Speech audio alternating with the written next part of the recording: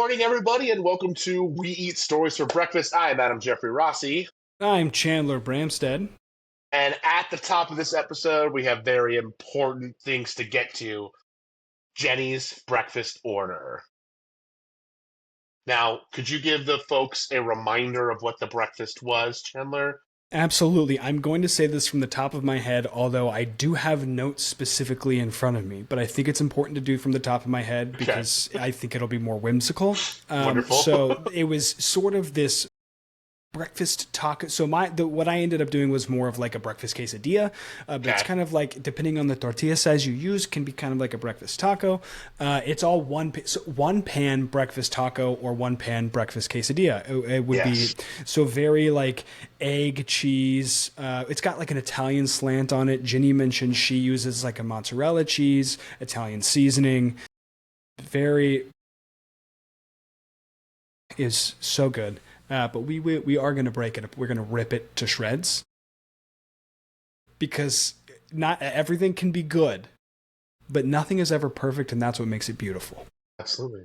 And I'm always saying that all the time. All the- If I remember correctly, wasn't there avocado on it?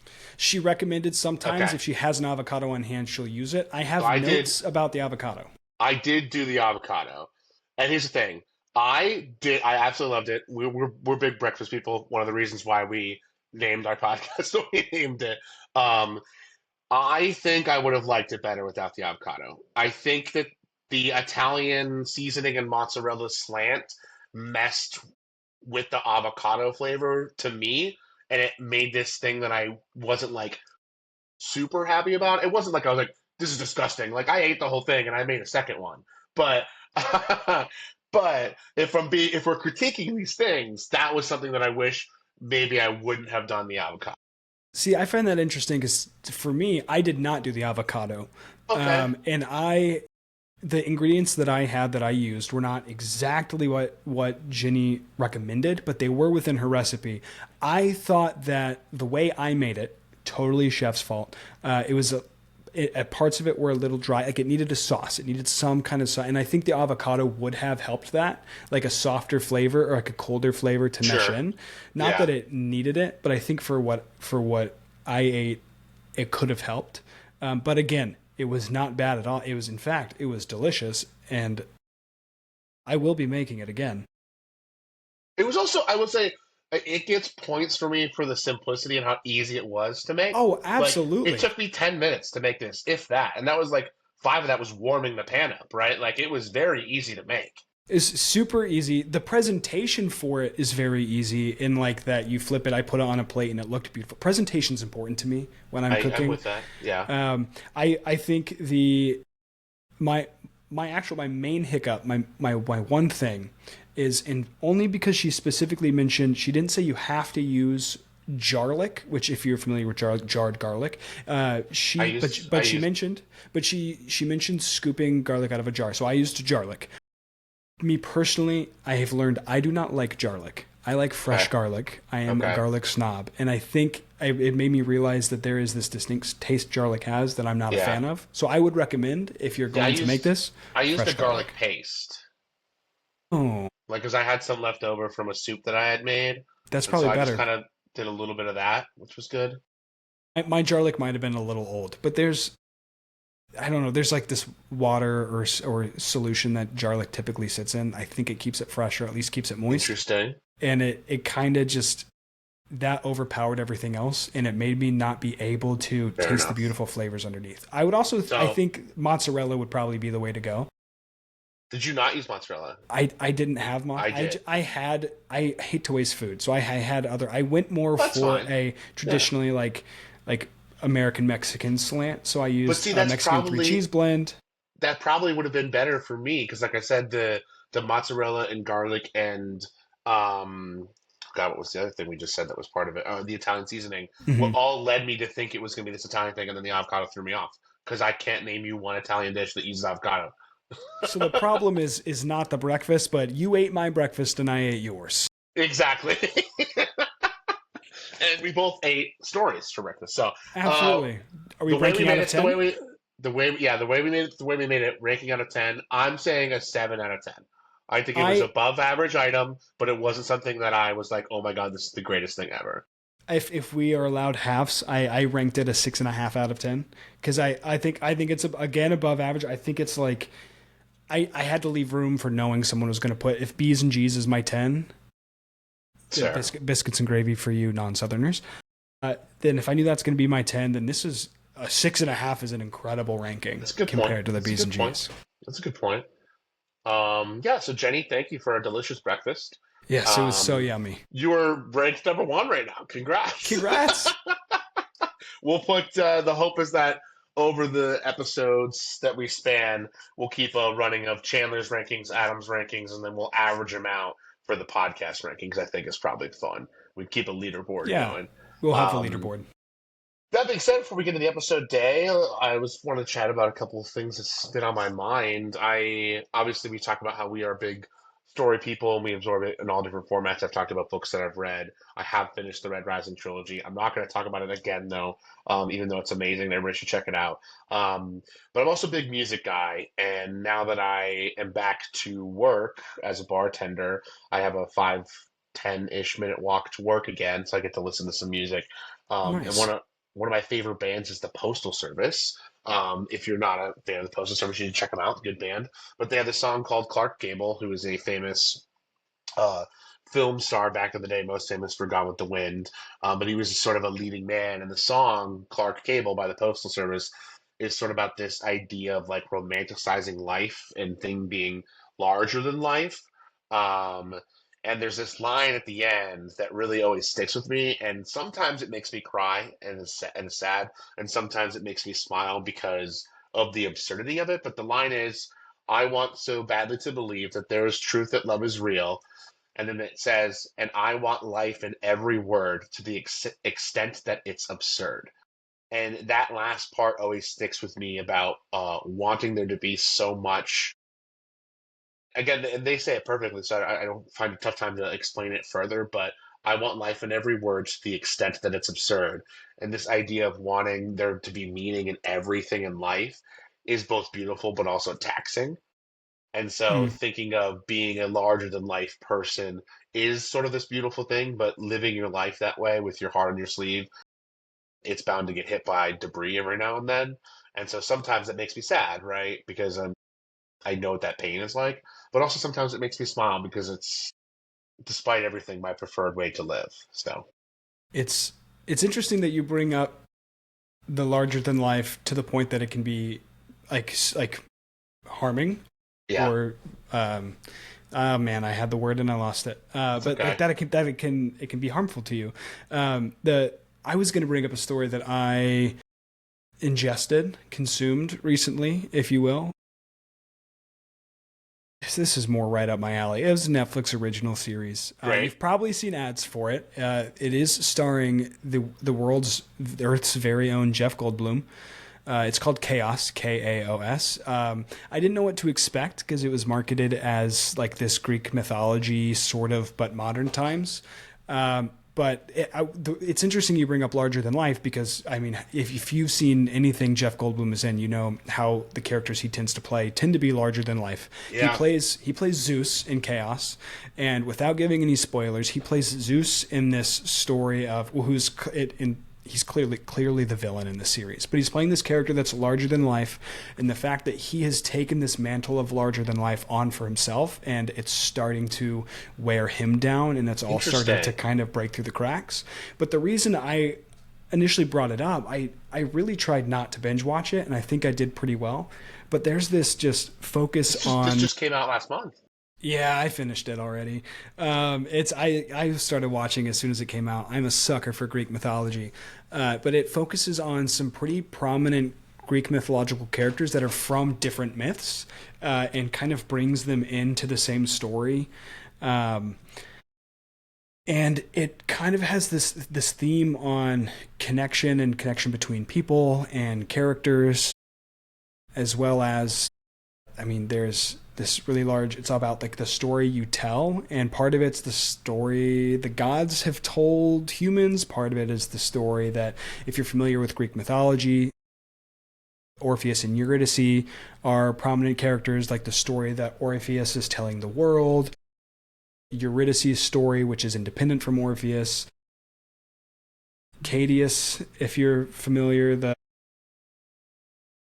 and his story with his family, and like the story of Crete and the like, and all these like interpersonal, like these small tight knit stories that are all impactful and have a larger play on each other, but it also involving like so many characters and like these legends you think you know, but there's actually slants or different like realities of truth and what actually happened.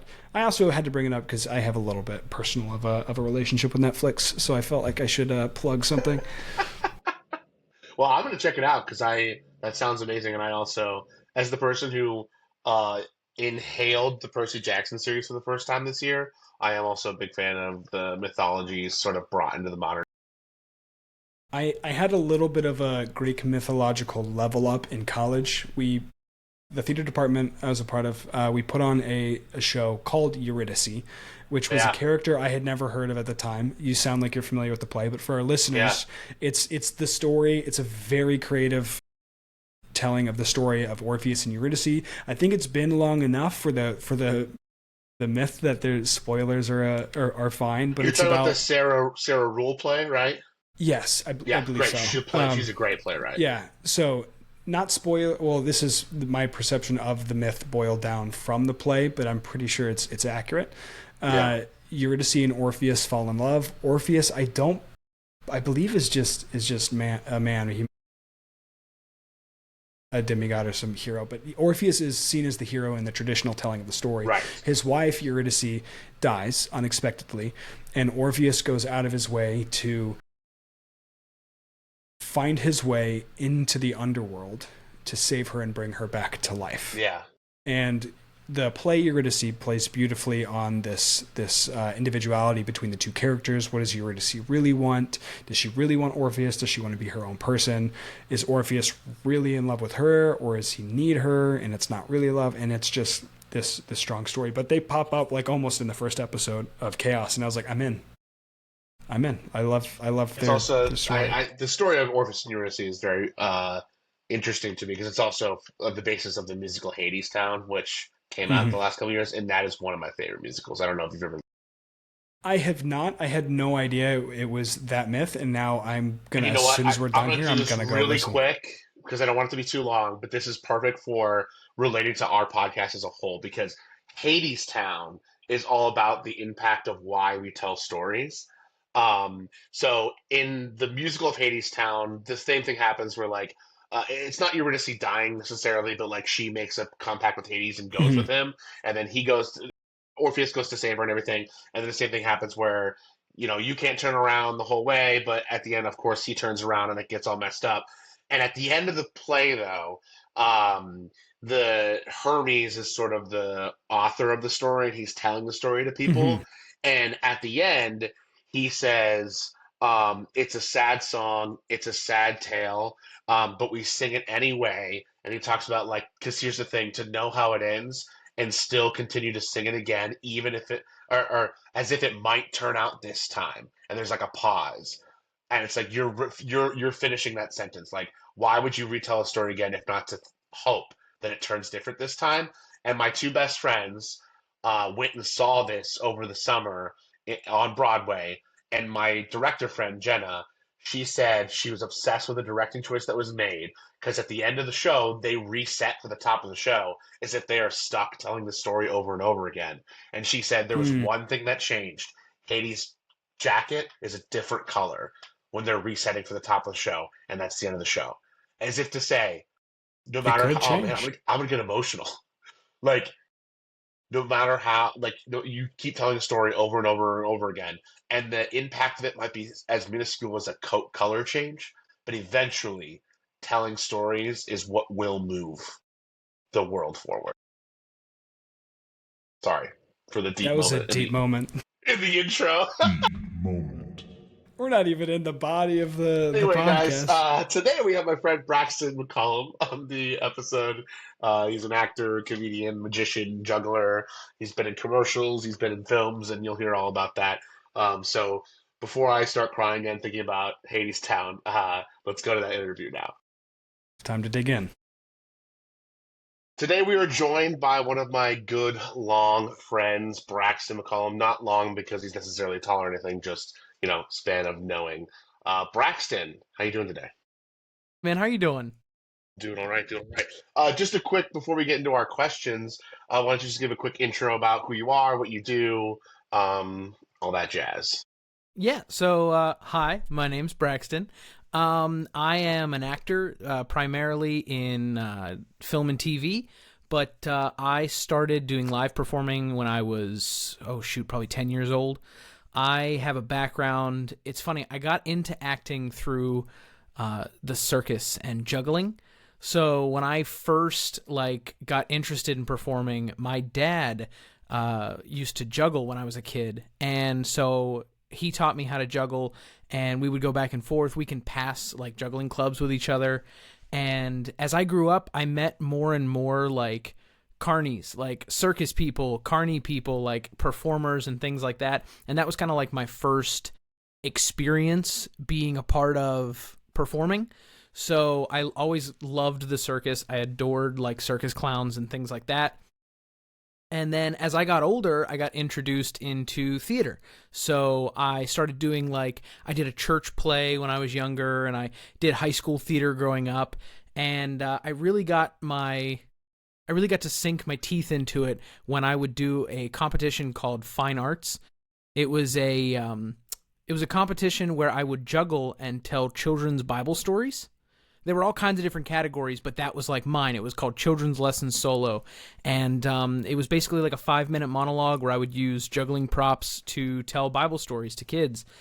And oh my gosh, it was a blast. It really got my foot in the door on how to audition. It was a great crash course on auditioning 101. You walked into a room, there was a table of judges in front of you, you did your spiel, and you got out. And you found out if you made it to the next round or not. And so just kind of from there, it went on and on. I went to Point Park University and studied acting, where I met Adam, and we did several shows together, and it was a blast. And so then I graduated, and I got into TV and film, and I've been doing it ever since. I do commercials. I've had a couple spots I do commercials, and I've done a movie before, and it's starting to book more consistently, so that's kind of where I am now. Yeah, Braxton was in a Coen brother film called Driveway Dolls, and he has a really nice sort of cameo part in that where he plays a concierge. I pretty much steal the show. It's fine.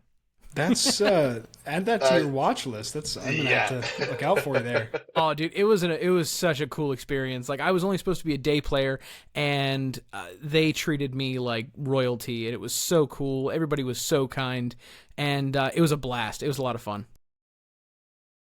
Oh, that's awesome. I have not been on too many. So I feel like we all kind of have a little bit similar of a background. This is going to be a kind of a unique episode where we all have a background in acting. Mine is far by far the smallest background in acting.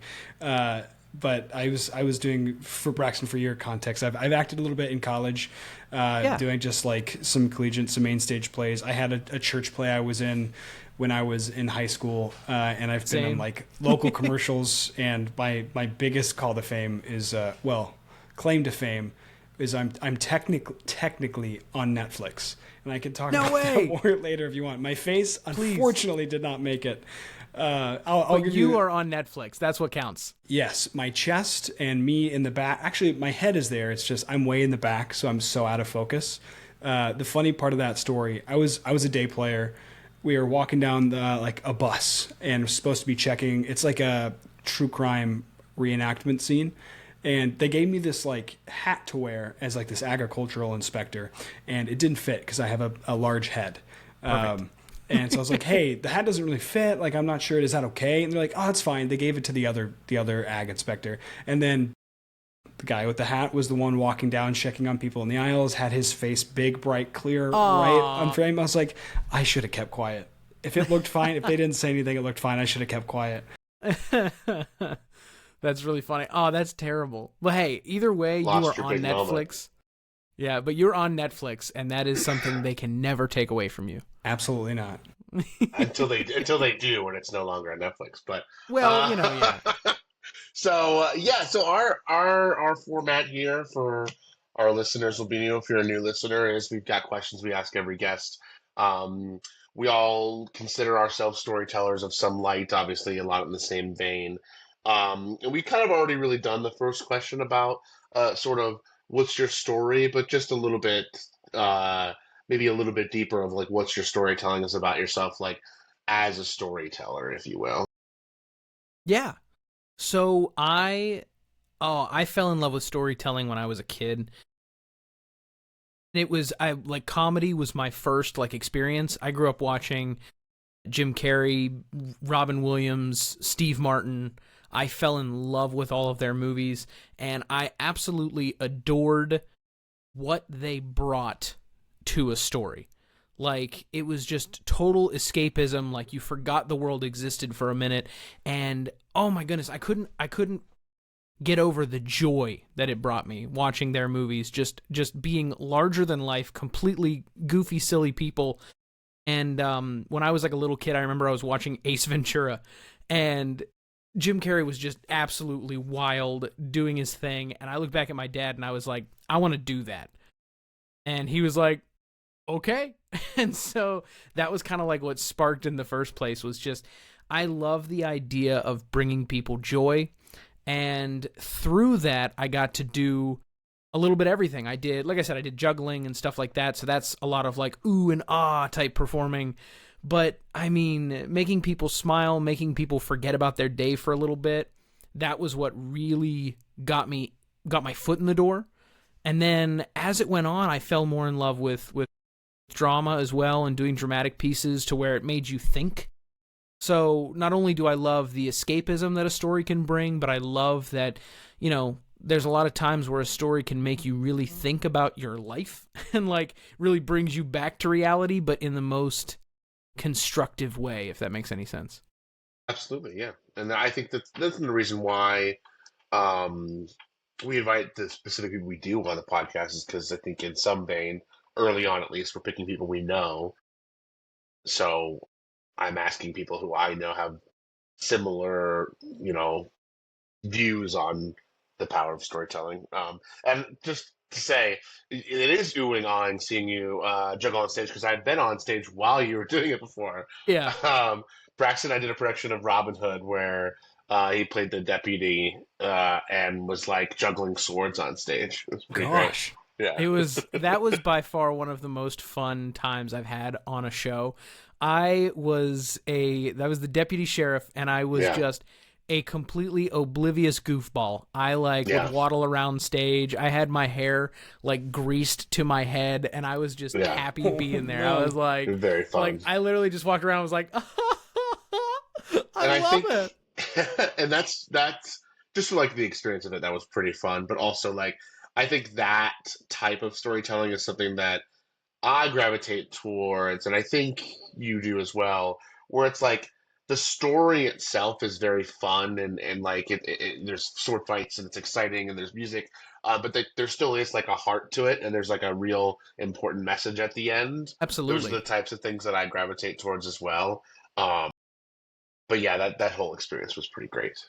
Absolutely. I think that was a lot of fun because that was a children's theater show that anyone could watch. Like I love like kids movies or kids shows that address problems that like even adults are sitting there going, "Dang, it hit me deep." Absolutely. It I'm was with so it. much fun. But yeah, I got to juggle machetes in that play, and Were they? because were I they- was no, they were sharp. I actually Okay, good. So Wait, one really? time in He wanted to rehearsals, do them on fire.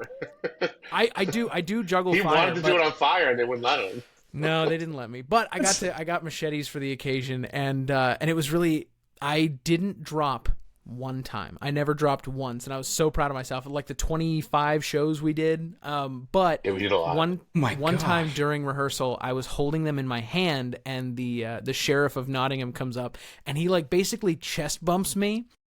and when he chest bumped me, one of the machetes came up and like nicked his hand, and we didn't tell anybody. So if that's a secret, that's still a secret. But I remember like that was like the closest we got. We both kind of looked at each other like, oh, that didn't happen. And I was like, are you sure? And he goes, don't tell anybody. And I was like, okay.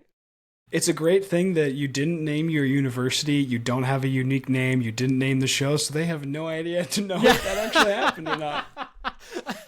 It's not that you just incriminated all parties involved and we're about to put this on a public platform. You know, that's so funny. At least I didn't name my scene partner. But we do know what his character's name was. Daggone it. Okay.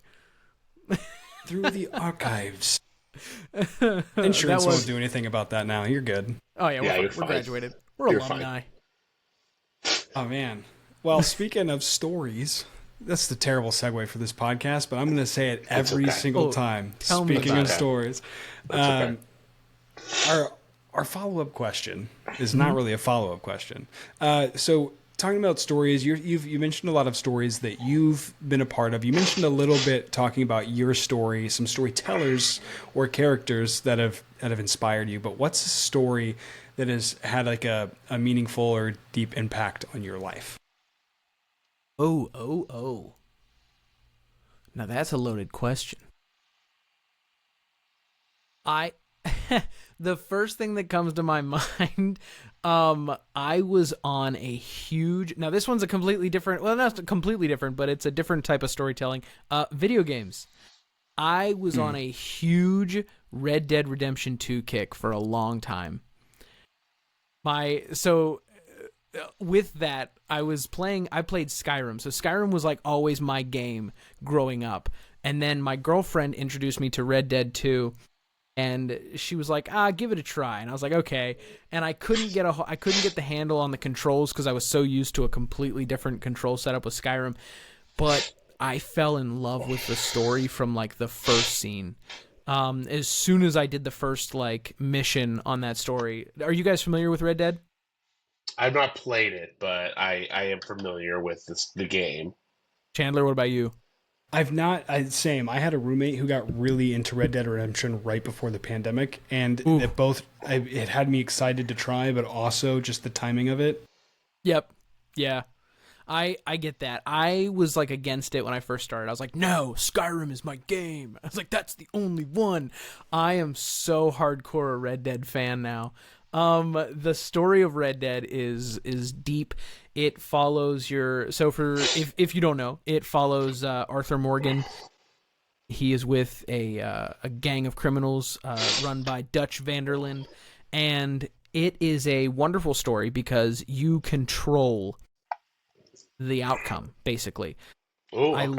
I love that kind of story. I mean, it's the same arc of a story, but how you play it as Arthur Morgan defines how the story kind of goes. Whether you have a valiant ending or a coward's ending or something like that, you know what I mean? Like it's like by the time you get to the end of the story, it's completely changed. And I fell in love with it because it showed the moral gray area of life. You know, Arthur Morgan is a very hardcore, relentless, merciless man that can just be the most brutal son of a gun in the Wild West, but he also has a heart. And so as you play this, and if you play with like a more high honor type arc, you really start to see that, like, yes, he's with one of the worst gangs in the country and things like that, but he also has a very kind heart, a very generous heart, and he's a very patient man, even though everything he says about himself is not that. He's like, I'm not a patient man, and I'm like, you're pretty patient, dude. But the story that is in that game, it really, really resonated with me just because of you don't have to be a stereotype. You can be complex. You can be anything you want to be. And it's just really cool to kind of see that story come to life. Yeah, there's really one of the only things I know about this game is that you can make your choices, but like I've seen so many clips online of like you can just show up and like shoot anybody you want in this game. and Yeah, there's yeah, like you could totally be a clips of people horrible doing person. really crazy things, and all the comments are, "You're a good man, Arthur Morgan. You're a good man, Arthur Morgan," under these brutal clips. But I will say, there's this comedian Kumail Nanjiani talked about on an episode of Hot Ones about how he believes the future of storytelling is video games. Yeah. Because there's so many things you can do with it that you can't do with other, you know, ver avenues of storytelling, rather, including choice, like you being Yeah. able to impact the story, right? Like there's so many, and there are plenty of good games that don't do that, right? There are plenty of video games that I love playing in the story that you don't have an impact on what happens in it, right?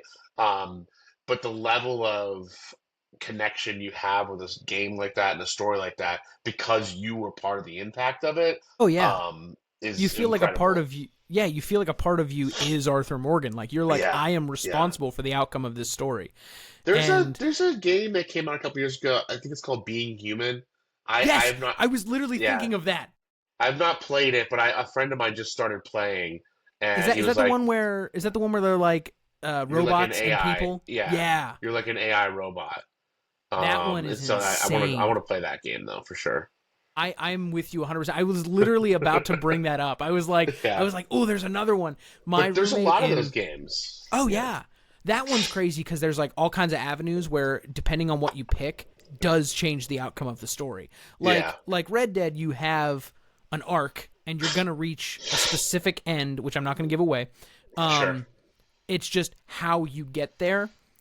Okay. Like Being Human, from what I have seen, I haven't played the game, but like it's like you have 30 different avenues that can come off of one decision, and then Oh you can go wow. back and it's like if you would have chose this decision, then X, Y, and Z would happen. If you would have chose this decision, then this would have happened. Like it's just so complex.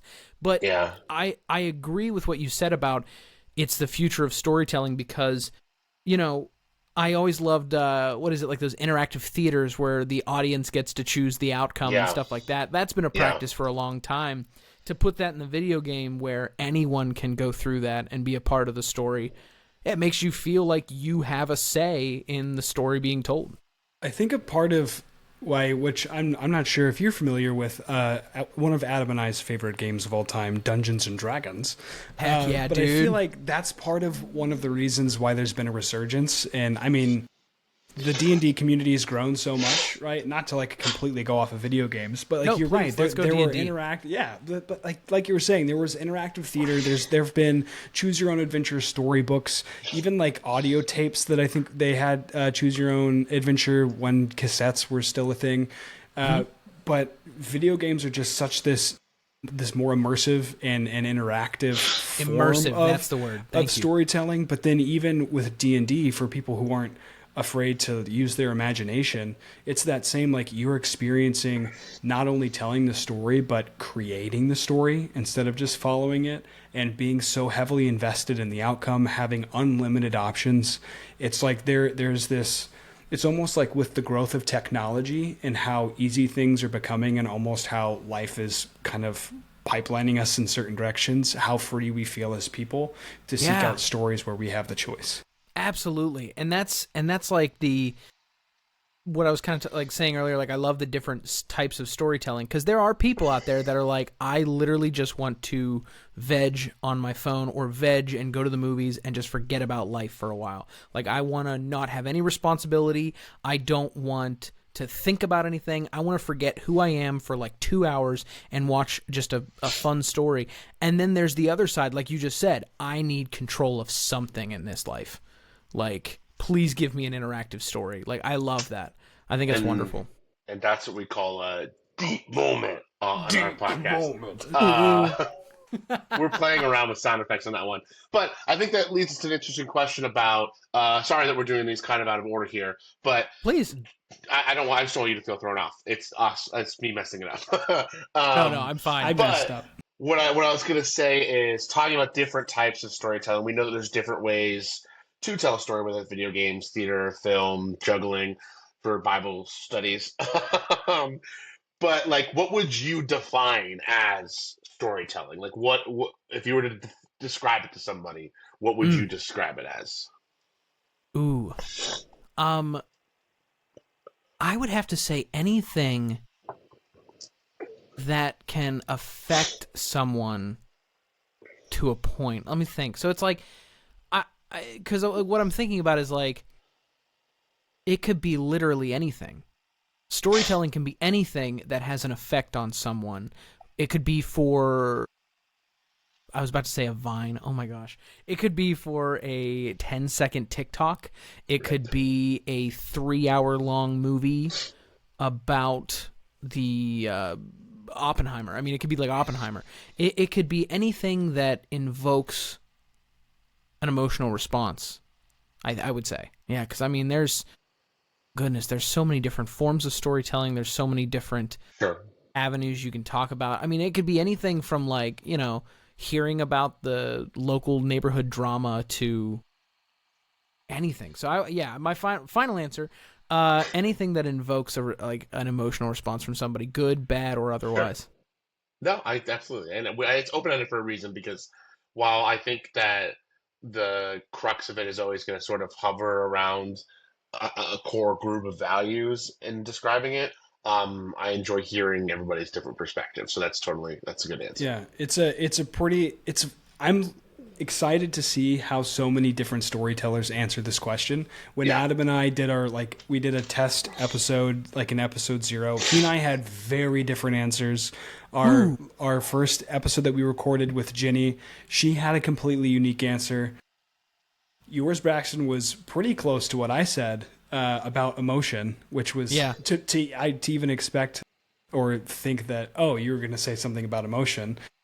To me, I just said it's a story is sharing emotion. Like at its core, it's just sharing your emotion. Yeah, I love that. Not you can't steal that though, because you have to have your own answer, because everyone's answer is unique. But you can an emotional it. response. You can quote me on it, yeah. But it's so fascinating to see how different, like how diverse we are as people, but also how similar we can be. Yeah, I think a lot of the answers are going to be in that vein where you as a guest is never going to feel like you answered it well enough because it's such a broad question. But in the overall spectrum of what other guests have answered, I think it's going to be really interesting to see how, like I said, they all hover around the same sort of values, but they're all going to be a little different, that's what I like about the question.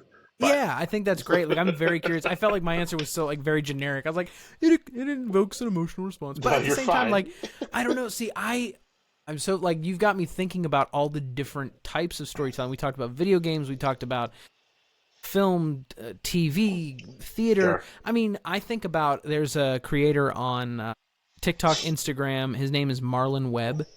Are you guys familiar with Marlon Webb? That sounds so familiar. He was first on Vine, and he did the Watermelon skits. Oh God! You know what I'm talking about? Deep cut. He does things now. Like, he's got his own studio, and of course I can't remember that off the top of my head, but he's got a studio, and he posts little short skits, sometimes without even text. Like, he does this beautiful skit of a story. He does a beautiful story of a man and woman meeting at the train station, just locking eyes at a train station. And it goes through this whole life of it feels very 1980s, I believe. And it's one of those where, did you hear that? No. Okay, good. My computer just started ringing. So sorry. We'll put a sound effect of ringing in post. Yeah. So sorry. So the story follows a man and a woman at a train station, and they lock eyes, and it goes through this whole story what would have been. And the man gets drafted in the military, he goes off to war, he doesn't make it. It's this whole sad story, and then it cuts back to them at the train station, and they just kind of nod at each other and go on their way. And I was bawling, and I was like, this is a TikTok. What is happening right now? Funny enough, I have seen that exact TikTok, and the fact that was created in part by, or the production was supported by, the Watermelon guy. Yeah, dude, he's amazing. Has me losing my mind. I want to work with this man so bad. Listen, Marlon Webb, if you hear me, I want to work with you so bad. That's a plug. I'll just take myself out now. Or Marlon Webb, if you want to be on this podcast, you are more than welcome. He'd be a great one. But no, I really appreciate his storytelling. I have some friends who, I don't want to say gatekeep, but they definitely they turn their nose up to TikTok, and they're like, that's not storytelling. Interesting. Yeah, they're like, that's not storytelling. That's not film. That's not making a story. That's just like garbage. And to me, I have to disagree. Like, I think if it makes you feel something and you think about it, like the next day, or like we're talking, like I saw that video a year ago, I want to say, and you're still thinking about it, it's obviously a story that's worth telling.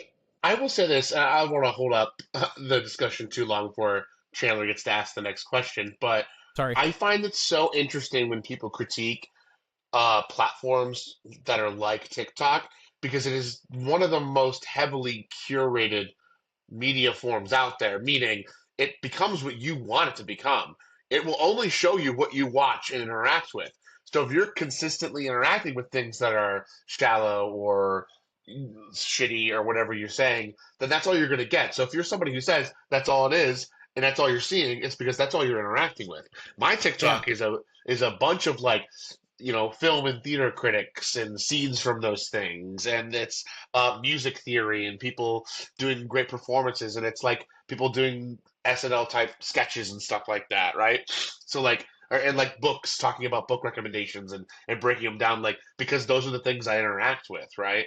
And then Yeah. like Yeah. funny cat videos. So like Absolutely. when there's a preacher being like TikTok's just a bunch of naked girls, I'm like, yeah, you're kind of telling on yourself here, bro. Yo, what are you watching? But That's so funny. but even one at its core though, an idea of TikTok, like I understand people and their hesitancy, but it's a platform that reaches. It's slated to have close to or surpass 1.8 billion users by the end of the year.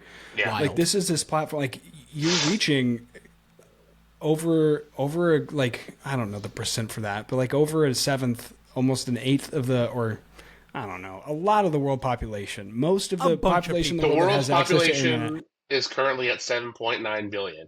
So you're reaching One and a half one over eight. That's seventh. like 3/16 of the population Right. or something like that, which is like It's wild. the fact that you have video and content and people talking and communicating with close to 1.8 billion people proves that if you are against TikTok or you have this like turning your nose up towards the platform, you have to look at it at a core level. It is reaching people. It is a platform that is reaching people. And if you think Yeah. that storytelling is the ability to reach audiences, it's getting eyeballs, man.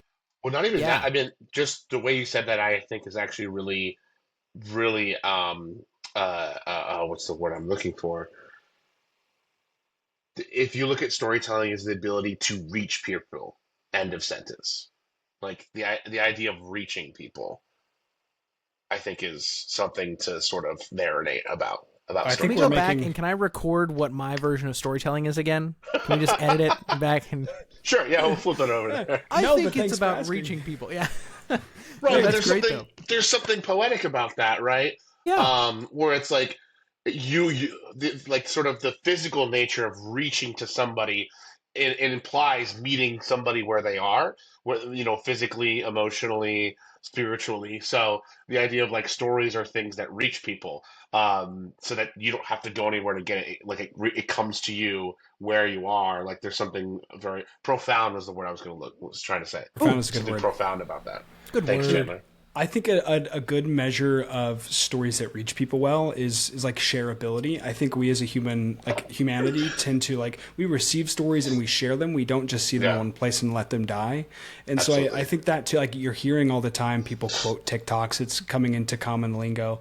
But what Yeah. I'm more curious about, Braxton, is TikTok or not, like what is a story that you've received or heard that you reference a lot? So it's funny. Immediately as soon as you ask that, I think of TikToks. I'm like, daggone it. That's okay.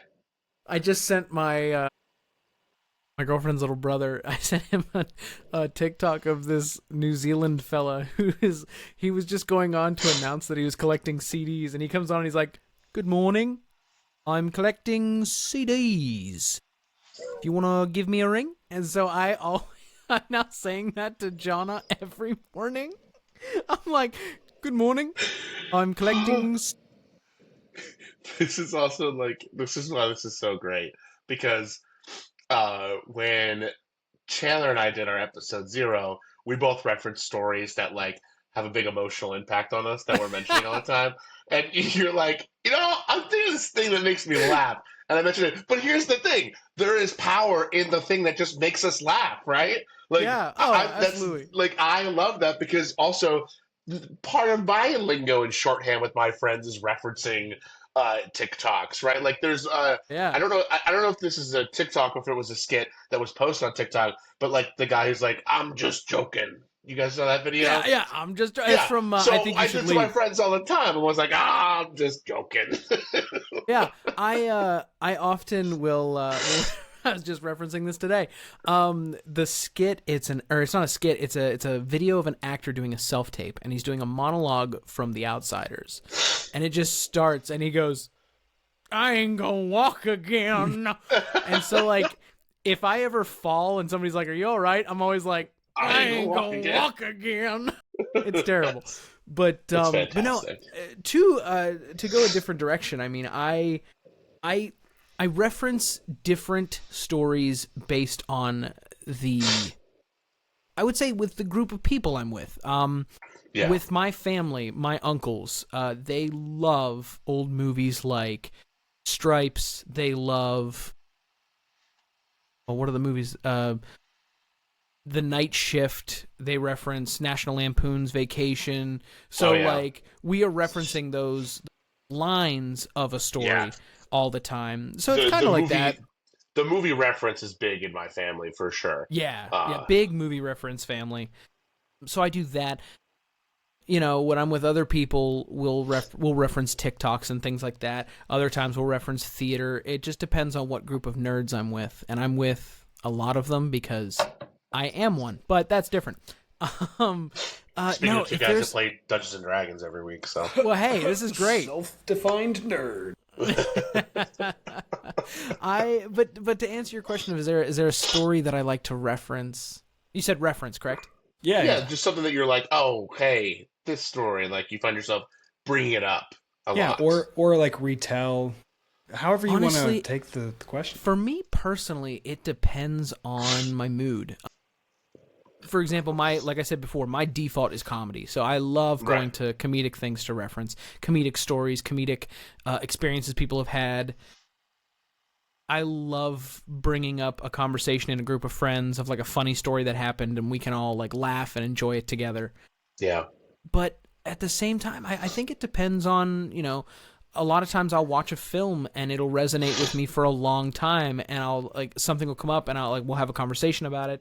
I don't read very often. However, I did read a couple books this year, which is wild for me. But you just kind of like I would say I reference things that I'm ingesting at the time. Sure. If it's relevant to like what is happening. You know what I mean? Like I'm not just going to be like, they're going to be like, wow, the weather's great. And I'll be like, yo, so I'm reading this book. But no, I like would say it that, just, but sometimes I do. Sometimes I'm like, hey, I got to tell you something. But no, I think it just depends on the situation I'm in. Sure. Will define what I reference, but I can't say that I reference any specific one story. no, it's okay. I like the TikTok answer, honestly. It's pretty. It's pretty. Oh, I do. Pretty good Yeah. answer. I reference TikToks all the dude. That's I could okay. reference all of them. That's the media, sort of shorthand right now, and there's nothing wrong with that. Yeah. Okay, so we talked a lot about what you define as storytelling, a little bit about your story, things that have provoked emotional responses in you. Um, After all this conversation, what would you say makes a story good? Like, what are parts of a story that resonate with you and make you think, okay, if it has this, I think it's a good story. So storytelling is very objective. No, just kidding. Subjective. Oh, dang it! I ruined my own thing. This is a quote. I was gonna be like, it could be both. What are you guys talking about? You're referencing something. So let's put it this. Oh, I don't know what makes it good. See. Okay, so a different type of storytelling. My father used to work at a radio station, and he would write ads for companies. And he wrote an ad, and I can't remember it, of course, now that I'm thinking about it. he would do like jingles and things like that. And he said the best compliment he got was this guy came up to him and he goes, "I hate that commercial you made." And he's like, "Which one?" And the guy sang it to him perfectly, exactly how he wrote it. And my dad went, "That's how you know it did its job, because now you know every word of it." So the advertisement did its job. So it's like, I would say a story is good when it sticks with you. Yeah. Okay. I would say a story is that. good when it sticks with you, because I remember I went and saw The Banshees of Inisherin with a buddy of mine. And when we first walked out of it, he was like, "Great film. Wasn't it perfect?" And I looked up at him and I was like, "Yo, I hate that movie. That was the worst movie I've ever watched in my life." I was like, "Screw that movie, man. I'm out." Like, that's so bad.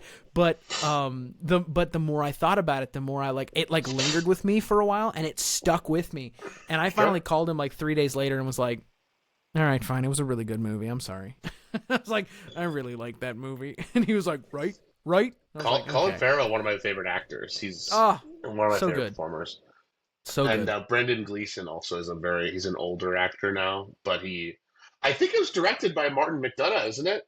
Who's like a really big playwright. He's a very popular playwright. So that's cool. Yeah, that's awesome. Another movie that did that to me was Saltburn. Did you guys see Saltburn? I have seen Saltburn. Another movie. I got done and I was with my girlfriend Jonna, and she was like, "Wow, that was great." And I was like, "Yo, screw that movie. I hated that." I was like, "That was terrible." But it stuck with me for days. So I was like, "Okay." Honestly, the one for me is when I saw Deadpool and Wolverine recently. I walked out and I was disappointed. And then I saw it again with Josh, and I liked it better. And this is partially because TikTok is poisoning me, because that version of the Madonna song is everywhere now, and I'm hearing it behind all kinds of hero edits, and it's constantly stuck in my head. So I don't know. Yeah, final answer, I'd say a story is a good story when it lingers with you, whether it's good or bad. I like whether that. you enjoyed it or not, if it sticks with you. Right. Story, I like that. So a bad movie can be a good story. Ooh, The Room. You guys ever see The Room? That's a good. Tommy Wiseau. At some point, the Phenomenal edit. At some point, the story itself may not be as impactful as the story of your experience. That's it. I can't tell you what the story's about. I can't tell you what the movie's about. I literally just know that Lisa was tearing this poor man apart. I think it's the experience you got out of his story. And I would say it's a good one. I don't know. I like that. Good answer. Maybe the story wasn't good, but the storytelling is what made it good. I don't know. Interesting. You made a good story out of a. I'm made really a good experience. Yeah. Anyway. So no good segues here. I feel like I nailed it with the last one. That was great. I really liked it. Yeah, I'm really proud of myself. So I am patting myself on the back visually. I'll tell you what. Give me what's your next question. I'll go back and I'll answer the end of my question and be like, which has to do with this, and we'll say. How about this? Yeah, relate the end of your last question. This is good. Relate it to yourself and your own artistic and storytelling. This is good. Your own storytelling stuff. My own storytelling. Okay. Yeah. Yeah, so I'd say that a story is good if it sticks with the person.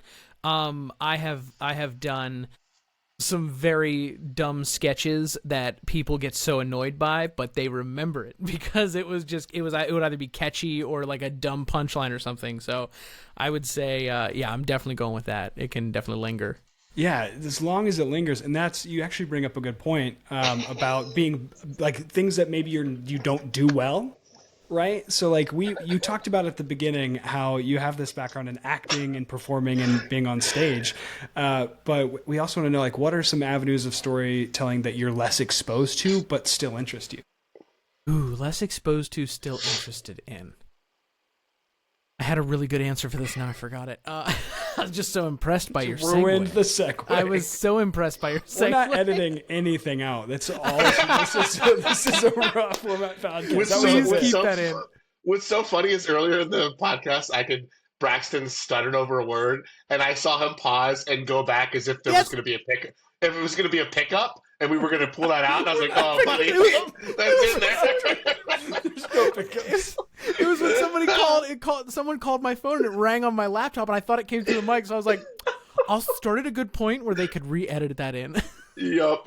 Appreciate it. So storytelling, so like I said, I grew up in the circus. Right. I never performed in the circus. I was a rodeo clown for about 30 seconds one time. I was also like 12, so I was helping the existing rodeo clown for a skit, and that was it. I would love to be a clown in a circus. I got a little bit of experience. I do some juggling. I'll do like live juggling performances for kids. I started doing that this summer. I was a mime at the Pittsburgh Zoo a little while back, which was a lot of fun. But I would definitely say the circus is something that the circus kind of died off for a while. Like the circus almost went extinct. It's starting to come back now. Like Ringling has started coming back out and they're doing tours and stuff like that. But I would love to do that. I love storytelling of a circus. I love the danger that they impose. I love the fake danger, which I won't tell you if it's real or not, but it's a lot of fun. Like we went to a show. We have family friends down in Myrtle Beach that are a performing family of. It's like your classic family of circus performers, and they do all kinds of different types of performing and different acts and tricks and things. And there's one sketch that they do, or not sketch, but there's one trick they do where they will purposefully mess up to make it look like they're about to die. But they are so in control that it's like, no, we do it every night. And I'm like, you got me every time. But no, I would say doing live performing in a circus type atmosphere, that's such a fun storytelling. Making TikToks would be a lot of fun to just to practice that escapism. Oh, I don't know. Like it's so funny. Even this is going to sound funny, but I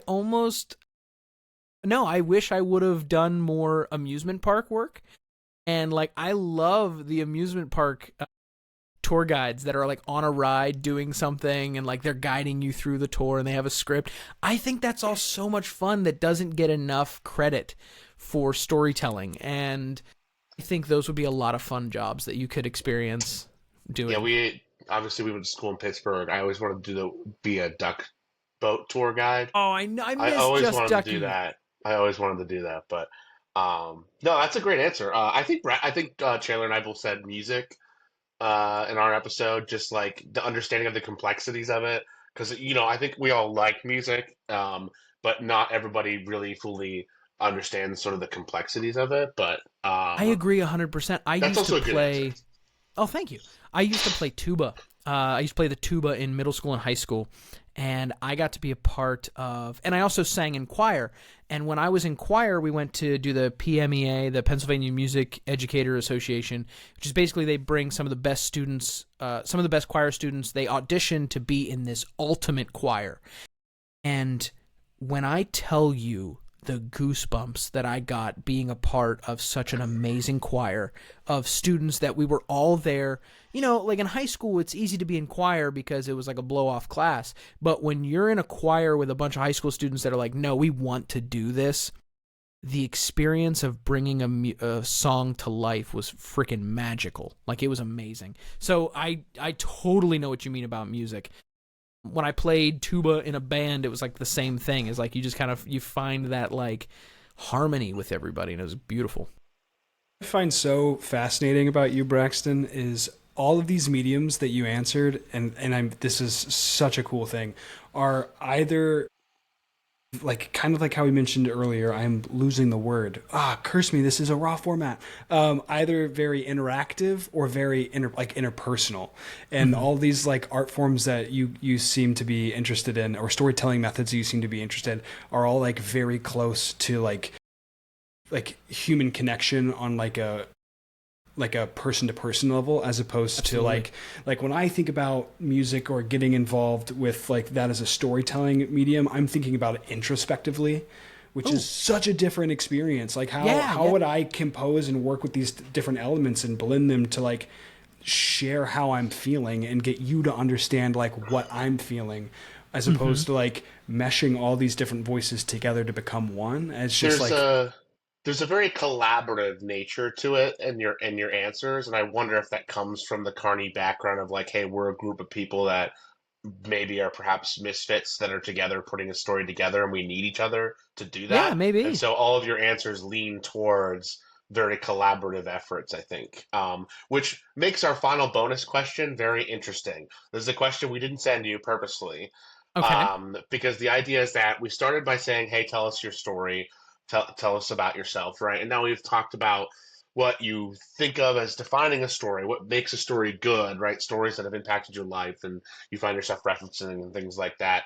Um, and so we like to ask this question if you couldn't use your main form of storytelling. So it's tough for you because you've mentioned, carnival performing in film and theater. But if you couldn't use that one of your main forms of storytelling and you had to tell your story, what avenue of storytelling would you use, and what would that story be? Ooh.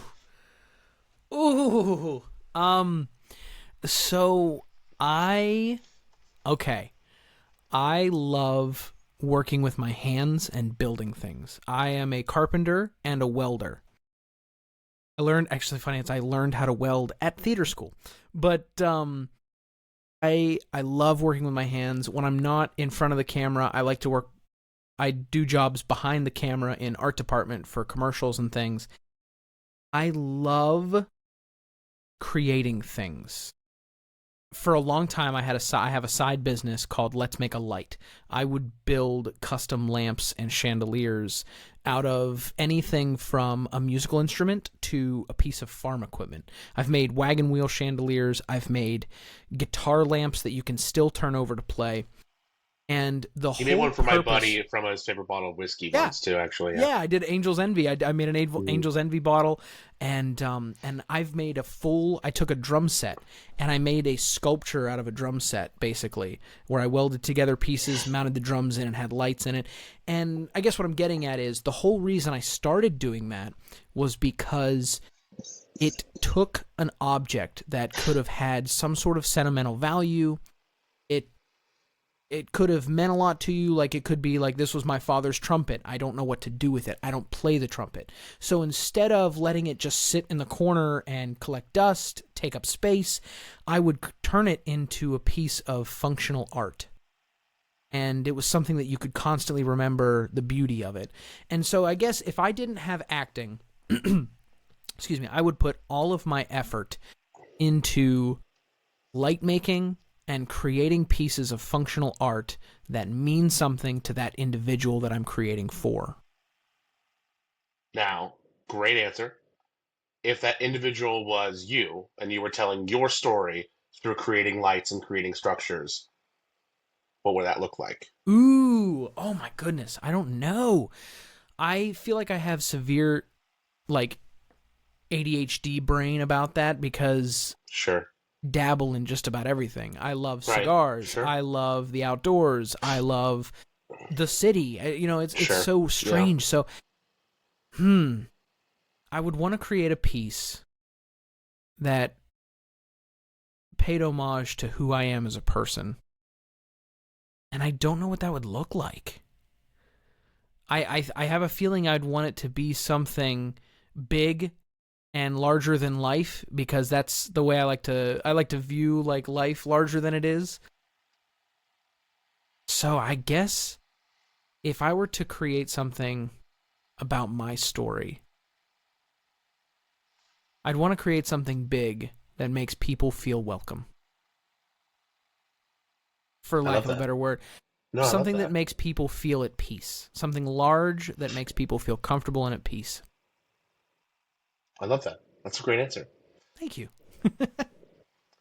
It's I feel like you weren't, and I mean we totally blindsided you and you had no time to prepare. But I feel like the meet as someone else who is very ADHD mentality and understanding all these various conflicting different interests that I have, it's tough to really figure out who you are introspectively Mhm. without trying to like a lot of people define themselves by their hobbies or their passions. And it's really hard to define yourself when your hobby or your passion is just about anything and you can find interest in just about anything. Yeah. And to try and refrain from identifying yourself as that ability to be interested in anything or to define yourself by your ADHD is really, really a big challenge. But I think you like really hit it home with something that really just makes people feel welcome.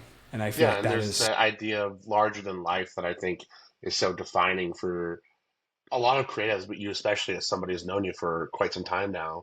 Um, there's that there's that there's that romanticization of life that I think you Hmm. have that leads you to make things in every avenue, right? There's this like, I want life to be this beautiful, bright, and vibrant thing that leaves marks on every part of me and those who I love, right? And, Yes. and interact with in life. And that's so you. And so that answer of like, I want to create this exhibit that like makes people feel welcome and warm and safe is like the most unsurprising answer I heard. So, Well, thank you. I take that as a great compliment. Thank you so much. well, I Braxton, this has been phenomenal. Would you go ahead and I oh, didn't want to cut you off. Go ahead. what's that? Did you have something, Chandler? I think we were not wanting to cut you off. Yeah, that's why I paused. I'm sorry. No, I want to say thank you. I feel like this was like a great therapy session. Like I feel like I know who I am right now. Good. When we There talked, is I think it's just human interaction. I appreciate that. there is well actually the podcast was born a little bit out of Chandler and I would have these like hour to 2 hour rap sessions about other things and we would always feel so invigorated after them that we sort of grew into this. So that's cool that you also feel that way. But there's one more order of business to do because we do eat stories for breakfast. We don't eat them for lunch or dinner. So we our first guest gave us a very specific breakfast order and we did rank it and rate it before you came on. So now it is your turn to give us either your go-to breakfast or your favorite breakfast because we are going to collectively make this on our own before the next episode and rank and rate it for the next one. My goodness, I love breakfast is my favorite meal. I know. So, oh, listen, Adam and I cannot tell you how many times Adam and I have gone to this little hole in the wall diner near us called Cherry's. Cherries. Oh, I love Beautiful Cherry's. place. I could say a meal from there, but I'm going to say, let's see. So when Jonna and I first started dating, we were about to hit 8 years this year. Congrats. And Congratulations. thank you so much. That also We means that Brax and I are going on 8 years of friendship because we met the same year that he met Yeah, Jonah. yeah. Yeah. Adam was like there as I was like, I like this girl. I Yeah. think I'm gonna ask her out. But so there is a breakfast that I have had from her mother Ooh, that okay. I've been eating for 8 years, and she still makes it for me almost every time we go to visit them. I It love is that. it is homemade sausage gravy over biscuits. Oh, okay. It is by far my favorite breakfast that her mother has made me, and it's so sweet because she makes it for me. If we're going for a couple nights, she makes it for me at least one of those mornings. I will say very wise of you to pick a homemade like meal that someone else is known to cook because we are never going to be able to accurately depict that and accurately rank it. So very wise. I was gonna say. You're already gonna for me. We're gonna do like a consensus vote, but I think I mentioned this, Adam, in our like first session, our first episode 0. Our session 0. My top breakfast of all time is sausage gravy He over did say biscuits. that. Yes, yes, my man. So Absolutely. I might have to abstain from this vote after I make 3 healthy portions. Now, if there's a recipe that she has, So I I was would about to love say- to get that to make it as accurately as possible. I will gladly give it to you. So Wonderful. her mother is a wonderful cook, but Yeah. she doesn't use recipes. She just kind of okay. throws things. So I'm gonna call her in the That's morning, the and she's best. gonna hate me because I've already asked her for this before, and she's like, I don't know, I just throw it together. I'm like, sorry. So I'll call her tomorrow and be like, listen, for podcast purposes, we have to have the recipe. Amazing. So, I If love we're it. gonna be ranked first, I Yeah. need We gotta- to know your First process. out of the 2 guests we've had so far.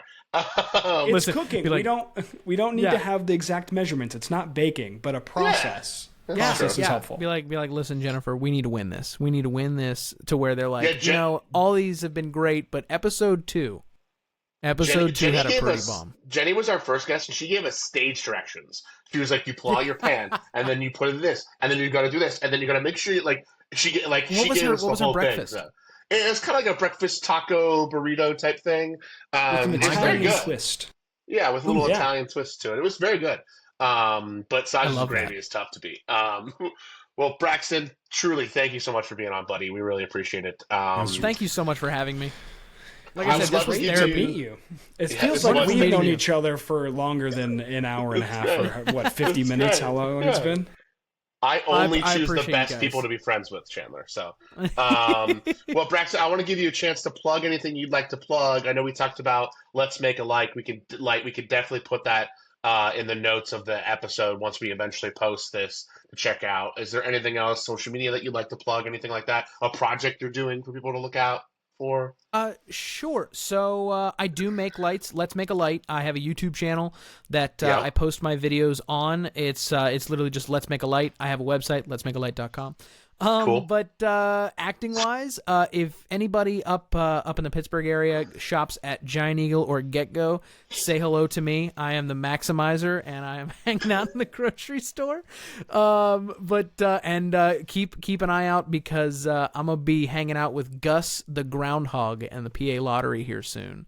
Yeah. So, but yeah, those are my plugs. So thank Chandler, you do you so know much. what Gus the PA Lottery is at all? PA Lottery, no. Okay. That is different than, that's not. So Punxsutawney Phil. Yeah, Punxsutawney Phil. The most famous groundhog. Gus is the Pennsylvania's second most famous groundhog. Yeah. And that's his slogan. Like literally he comes on screen and they're like, "Oh, look, it's Gus, Pennsylvania's second most famous groundhog." Thanks for putting it in text again. It's actually very, very decent marketing. Awesome. Well, Braxton, thank you very much, my friend. Hey, thank you so much for having me. And we're going to have sausage and gravy soon. That sounds great. I'll get you that recipe. Excited. And thank you again so much for having me. This was a blast. Of course. That was my good friend, Braxton McCollum. Actually, if you listen to this on your phone and you have, like, for some reason it needs to pronounce a name for you, Siri will say Malsium. When I try to call Braxton from my phone, I have to say call Braxton Malsium because that's how Siri recognizes him. But yes, that was my longtime friend Braxton.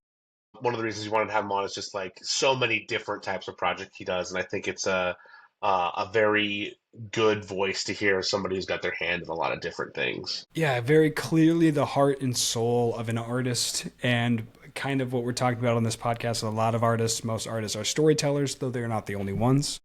So it's cool to kind of hear the things that he has going on that aren't necessarily traditional art forms, but are still very clearly like storytelling.